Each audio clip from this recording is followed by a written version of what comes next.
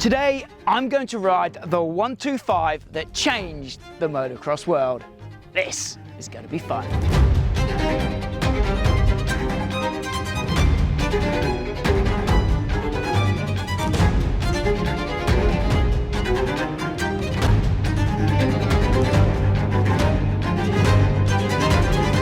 In the long and storied history of motocross, there are a handful of machines that played very important roles in changing the trajectory of the sport.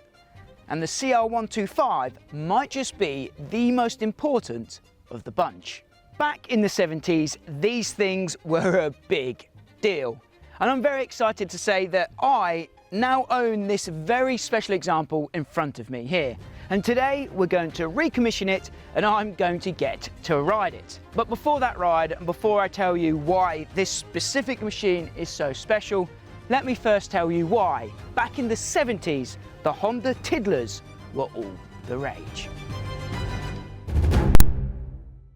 As we know, back in the early days of the sport, the motocross world wasn't dominated by the Japanese, as it has been now for the past 50 years. Back then there were European brands and American brands who were fairly successful selling their products to the relatively small band of riders that participated in the sport. But as the 70s kicked off, that was suddenly about to change. The Japanese were coming. Honda, Yamaha, Kawasaki and Suzuki all had their sights set on the off-road world. Originally, Honda weren't too keen on two-stroke bikes, but that soon changed when their competition started winning with two-stroke tech. The boys in red changed their tune, but if they were going to get into the two-stroke game, they wanted to do it right and they wanted to build the best.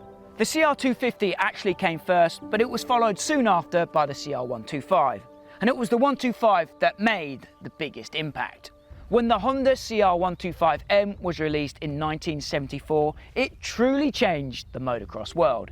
It said that that machine was produced in larger numbers than any other motocross bike before or since. So when those little Hondas landed in the US, they arrived in huge numbers, which was bad news for brands like Hidaka, Penton and Bultaco. Meanwhile, Honda's Japanese competitors didn't pull the trigger in the same way, and they didn't produce their off-roaders in such huge quantities. Honda made a big gamble here, and they got the timing perfect. Their bikes landed in the US just as motocross became America's biggest boom sport. The CR125 coincided perfectly with this boom. It was the ideal bike for new riders, and it became the introduction to off-road for an entire generation. And you could make a very strong argument that the CR125 was partly responsible for the rapid growth of motocross in the US during the 70s. Without this bike, the sport might not be where it is today, which is absolutely mad to think about.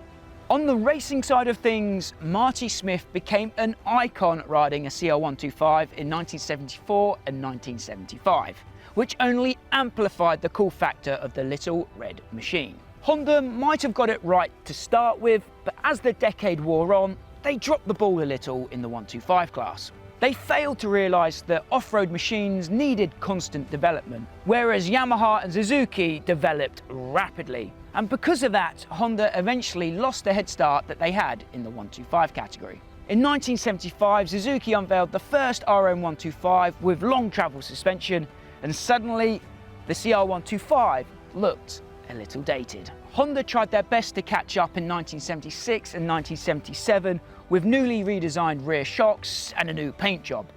But Yamaha and Suzuki continued to stretch away on the performance front.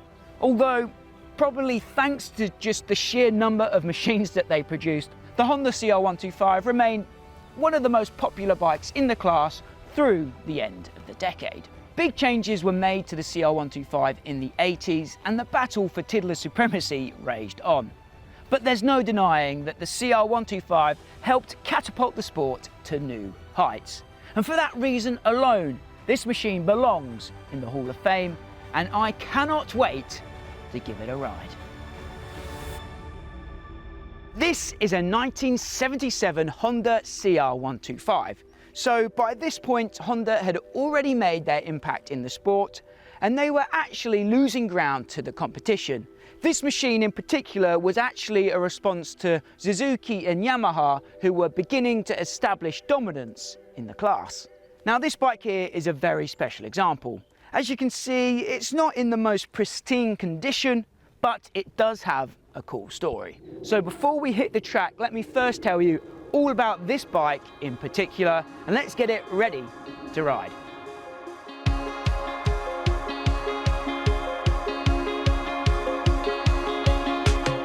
So we've heard about the general history and backstory of the Honda CR125 Elsinore. But what about the history of this bike that I've got in front of me here, our CR125 Elsinore? Well, as you can see, this thing is a true survivor. I haven't touched it yet, we haven't touched it yet, and I'm pretty sure it's never been professionally restored. And as you can see, it's in pretty good nick. I wouldn't say it's immaculate, but it looks pretty damn good for a near 50-year-old machine. For example, on the tank here, we've still got the original warning stickers. Up at the front, we've still got the original fork gaiters, and you rarely ever see those on bikes this old. We've got the OG exhaust pipe as well, which is very cool to see. And if we look at the tyres here, I'm 99.9% sure that these are the original tyres that it came out of the factory with. There's no dot numbers, there's no like age markings on tyres this old, so we can't be sure. But if you look at the rubber here, it is cracking and it does look old, and you can see they've had some use. As we can see, this bike is a true survivor, and its history is really special. It's a one-owner machine. This thing was bought by a farmer from the Midlands back in 1977. The tale goes that it was the farmer's son who convinced his dad to buy this thing as a farm bike. I think he really just wanted a motocrosser, right? The bike stayed in that same family for the next 49 years. It eventually got passed down to the grandson, who's had the bike in his bedroom as a trophy for the past few years. But that grandson was in the process of buying a new home, his first home I think, and he needed to move the bike on to make some space, I believe. So he got in touch with us. He watches the channel and he knows that we enjoy bikes like this, and he was absolutely right. He asked if we wanted to buy it, and here we are. Where else would you find a one-owner 49-year-old machine in this condition? Absolutely awesome. I can't wait to give this a ride. But first things first, it looks pretty good on the outside, but we don't know the conditions on the inside. We've never started it, we don't know if it runs properly.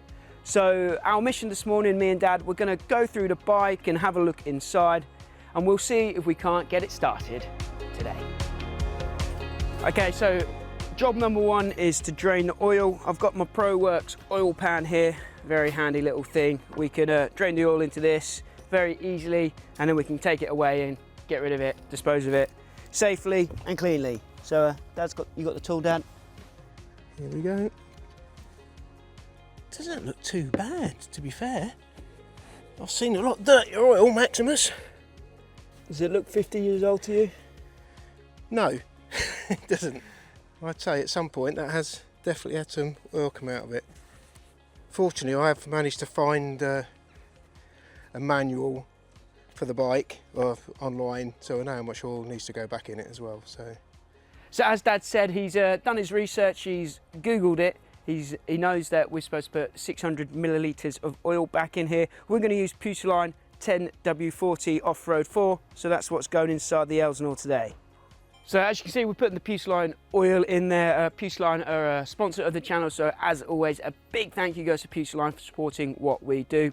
They've got you covered for all your motorcycle oils, lubricants and cleaning products. You can head over to their website, type in your bike model into their search bar, and they'll bring up all the products they recommend you need for your ride. I've left the link to them in the description down below, so be sure to check them out next time you need to restock on essentials. So the next job on the list, some of you eagle-eyed viewers might have noticed that this throttle cable is routed all wrong. When we bought the bike from the grandson, he said that the only thing he thinks that might not be original are the handlebars, so that would explain why this has happened. So we're just going to fix this now and get that right before we move on to the next steps. The actual cable was tucked under the front brake cable before, and it shouldn't be. If you look at any pictures of the original sales information of these bikes, it definitely sits this way. I'll just change it so it's right. Just in case you haven't noticed, I think it's clear to see that Dad is quite excited about this bike. He's done quite a lot of research around it. Before my time though, Max. 1981, my first dirt bike, RM80X. Do you know what's the funniest thing about doing this though? Sean's going to think I've pinched his job. Hi Sean. I'm sure Sean's cringing right now. Our channel mechanic. He won't want to ride it. Okay, so throttle cable sorted. Next up on the agenda is the air filter. Now, this isn't our first rodeo with a bike like this, an older bike, a barn find, a farm bike. And we know that air filter maintenance isn't typically on the top of a priority list for a farmer. Not like a racer anyway. So this could be interesting when we get this air filter out. So I'm prepared for the worst here. So you don't find side panels held on like this anymore. It's literally with a rubber band. Prepare yourselves, guys. What are we going to find in here? Is there even going to be an air filter? Is there going to be a raccoon or something in there? Squirrel maybe. Right, ready? Yeah. 3, 2. Oh! That, sir, is the worst air filter. Look at that. It's just... It's definitely 50-year-old genuine air filter. yeah. I think we need to take the whole damn thing out. I did order a couple of things for this bike, which I had to get from America before we started this. So I did order an air filter, couldn't get one in the UK. I did order a new rear fender, which looks really good, but not sure whether we should leave that because I think it's cool to be a survivor. Maybe that's something for the next owner. And the only other thing was a front number plate, which we've got, which we'll show later. Yeah, I think we've got to put that on for when we ride it, a number plate, don't we? I look a bit like a goon if I don't. Right, let's get this air filter off.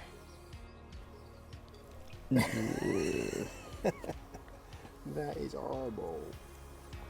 But even that's going into the, that was in the intake, so.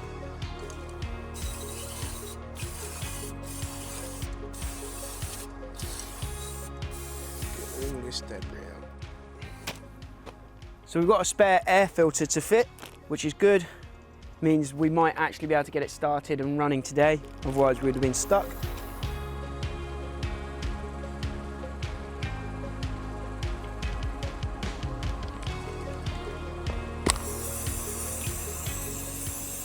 You feel like an influencer, Dad?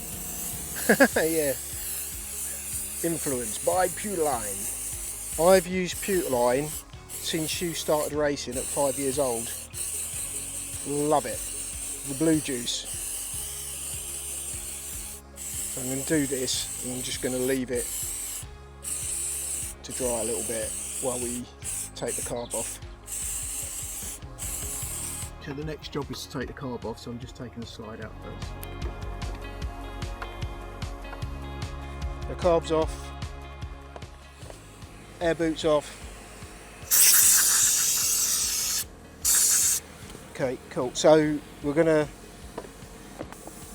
take this carb out and blow the jets through, but let's get some carb cleaner off that table, Max. So we'll clean the outside of the carb first.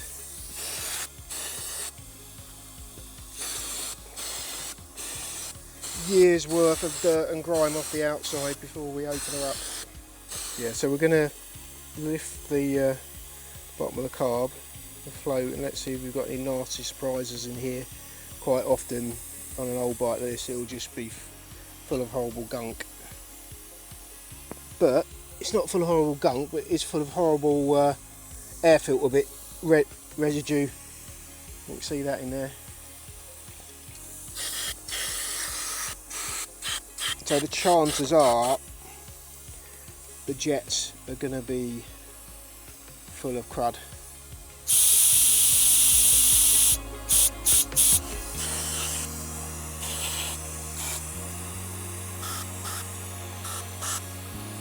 See that jet's pretty clean now by the looks of it, coming out the other end. She's a lot better now than she was. Lovely job. So next little job is just draining the fuel, because we don't know how long it's been in there.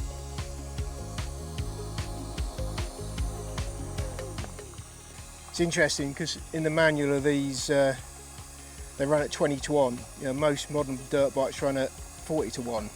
We'll use Puke Line MX9, but we will mix it a little bit stronger than we usually do. It's not minging. The carb was clean inside as well, so it's all good signs. So what we're going to do now is put the carburetor back on, put the air boot back on, put the new filter back on, and then we should be good. Just want to take the plug out, have a look, maybe put a new plug in it, and see if she fires up. So the carb's back on, looking good. Yeah, no dramas. Use the head, one air filter, in one way.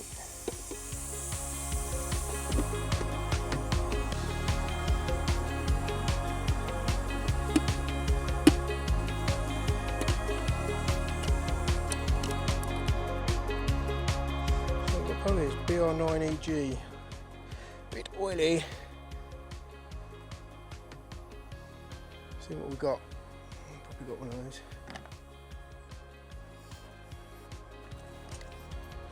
We'll put a new plug in and then know what we've got. Big tank it is on this. So with that then, I think we're about ready for the moment of truth.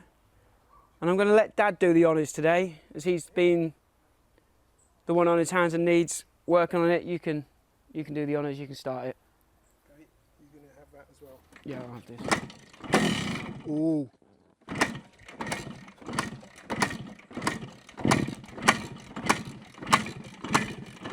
Let's turn that choke off.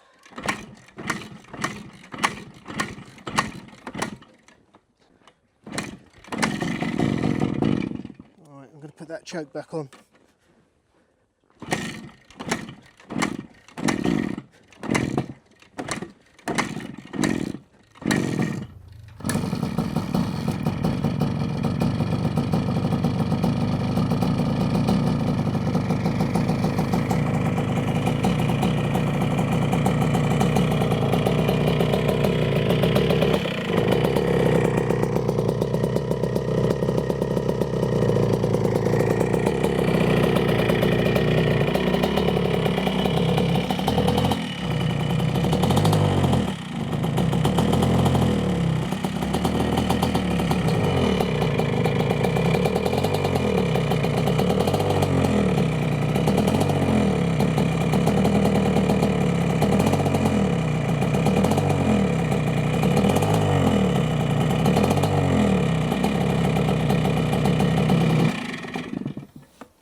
She's not happy.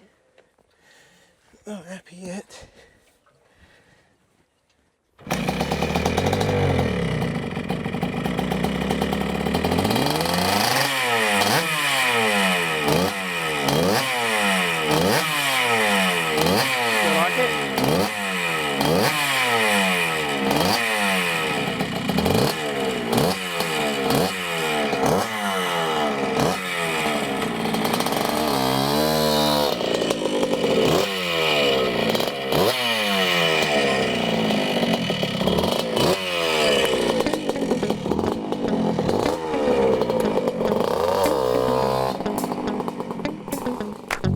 The bike is now recommissioned, it's ready to ride, we're ready to hit the track. But before we do that, I just need to say that we have decided to put some new rubber on the 125 here. I felt a bit guilty taking the OG tyres off. These are the same tyres that the bike had when it came out of the factory way back in 1977.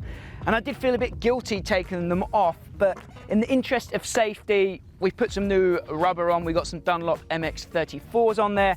We have done this before. We've ridden old bikes with the OG tyres, and it's never a great idea, to be honest. So we put the new ones on there. But I have kept the OG tyres. Like I said, I felt guilty taking them off. So when we eventually do move this bike on, when we do sell this bike, I will sell it with the OG rubber. So if the new owner wants to put the original tyres back on, they have that option.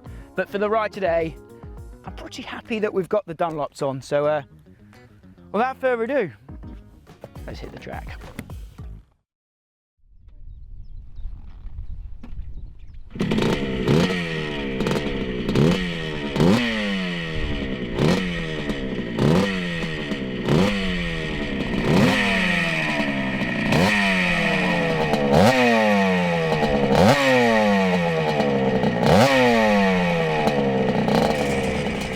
So it's finally time to hit the track on board the 1977 Honda CR125.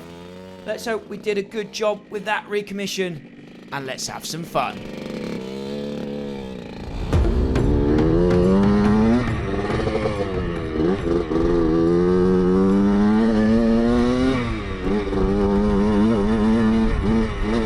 Hitting the track for the first time on a CR125.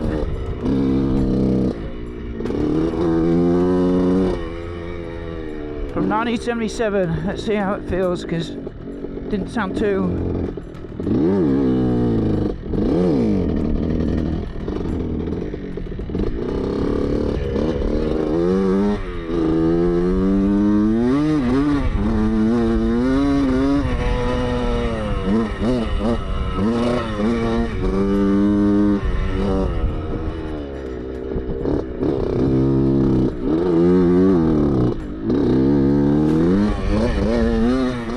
Okay, so the initial signs were not great. I didn't think that the bike was sounding very healthy at all.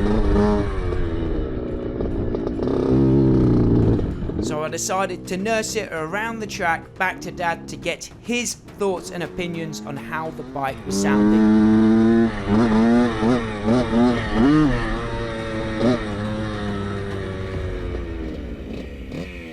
But one thing's for sure, it wasn't the best start to the day. Insanely boggy off the bottom. Yeah, that's what it's all right. Just try easily on the power gently. We ain't got time to strip a car today. Yeah, well, I'll try. It's, if I'm not in the right gear, it's... Yeah. Alright, just see what you can... So I'll try my best. Right, clear, I don't know.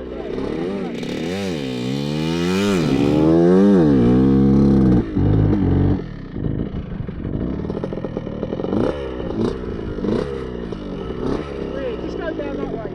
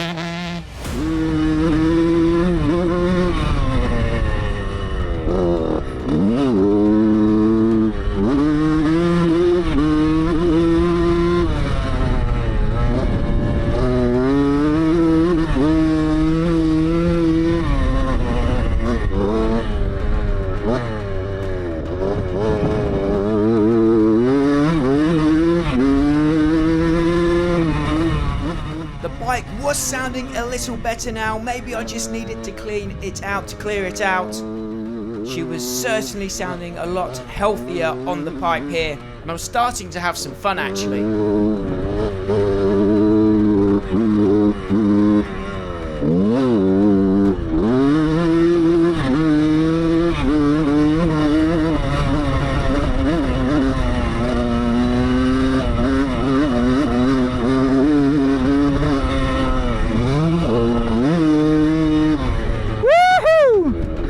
Okay, we're getting a hang of the Elsnor now. He says,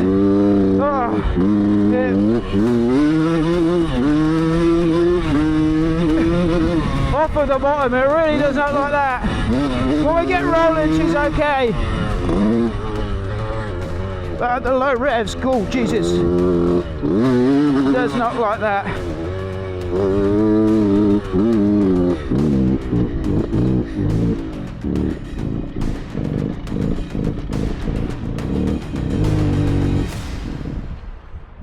Oh, stupid old bikes.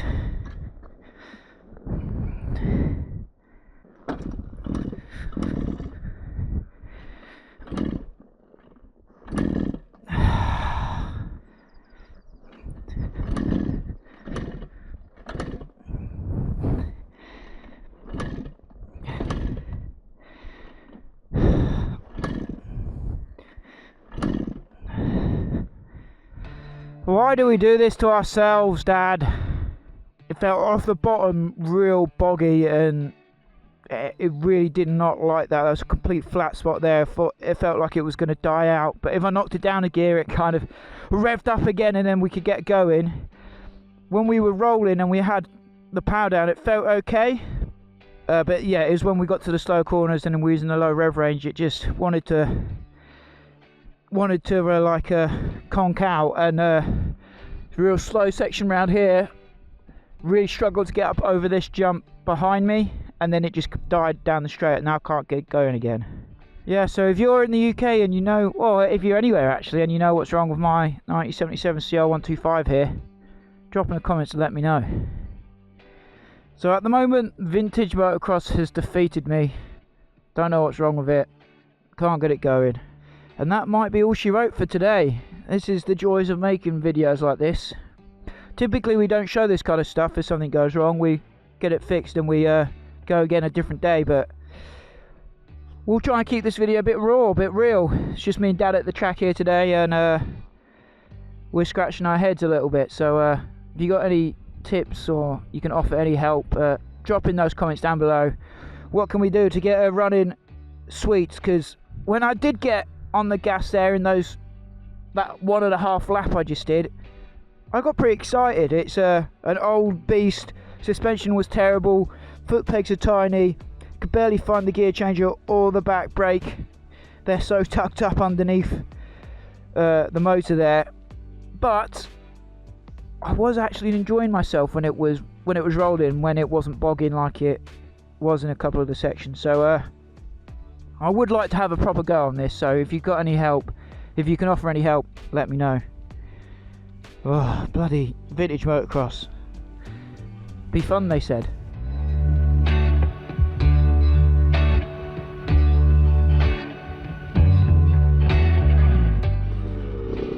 The mystery continues. She's going again, she's alive. And we haven't done anything. So who God knows what's happening. I'm going to try again, see if we can get another lap in.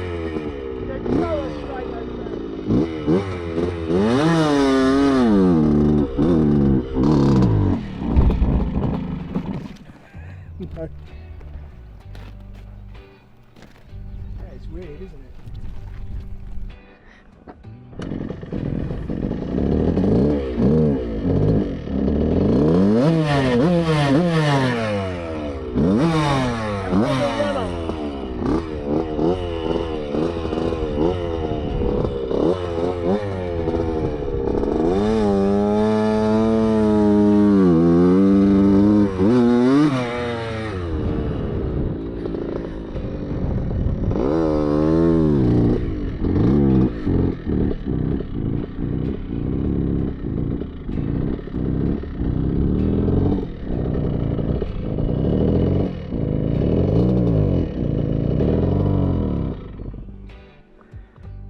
That's in first gear.